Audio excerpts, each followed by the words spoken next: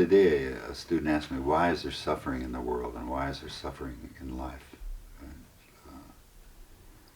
I'm a Buddhist for a particular reason. It was a teaching of the Buddha. He said many, many things that really worked for me, that were koans or made me really investigate.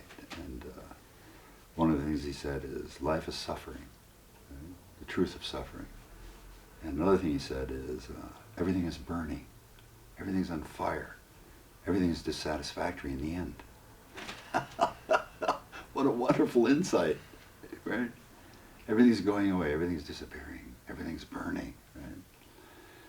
So from a really great depth of realization, there's great pleasure in the world and there's great pain in the world, right? And from a great depth of realization, it is all sacred. It is all combusting, it is all burning, right? And there is pain. And pain in the world is not suffering. Pain in the world is ouch! Ouch! Right? And pain is there to inform us, to allow us to dance, right? And sometimes the pain is take you right to death. How interesting. How extraordinary. If I'm awake, then I see pain and experience pain as information, communication, as sacred sensing. Right? If I'm not awake, and then I get confused and I get into suffering. Boo-hoo, boo-hoo, oh, this is terrible, oh, I have to get away from this, I don't want this, right? Which is absolutely a normal reaction. But from a deeper place, what it is I'm with the pain. What is the information in the pain? What do I do? I discovered in my life the only mistakes I've ever made were to run from pain. Right? Whatever that pain was, psychological pain, physical pain, I won't face this, I can't face that. So I ran from pain and moved into suffering. Instead of saying with the pain, delighting in the pain, out of the darkness of running and hiding into the delight of staying with what is going on here, what do I do, how do I deal with this, how do I consciously stay with pain. So the suffering that the Buddha was talking about was the psychological suffering and the philosophical suffering of the inability to understand the true nature and intention of pain.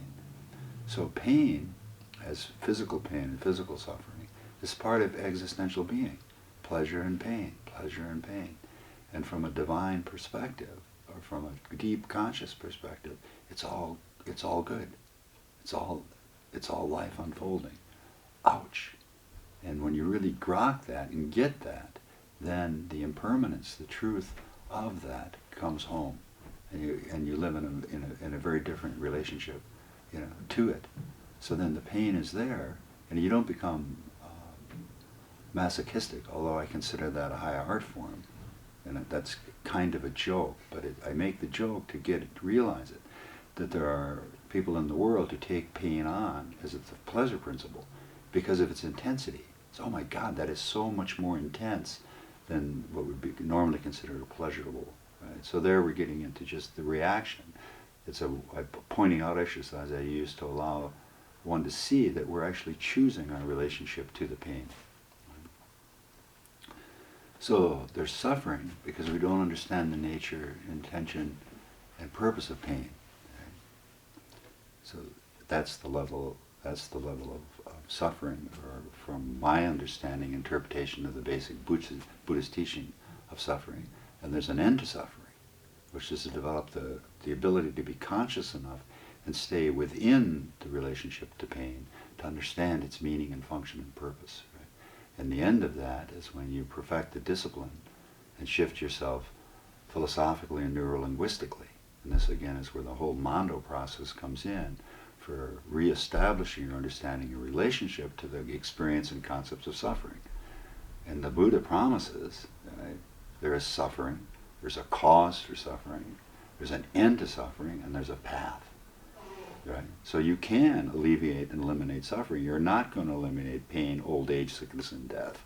You're not going to eliminate disaster. You're not going to eliminate necessarily arthritis or limitation or biophysical genetic problems that you've got coming through your reincarnate line. Right? None of that's going to change. But your whole relationship to it changes. You're liberated from suffering. You're not liberated from pain. Ouch! Why would you want to be liberated from the delicious quality of pain? Right? It's where the learning is. It's where the experience is. And it's where death abides. So, wake up and come out of suffering. Come out of suffering. Stop causing suffering. Wake up.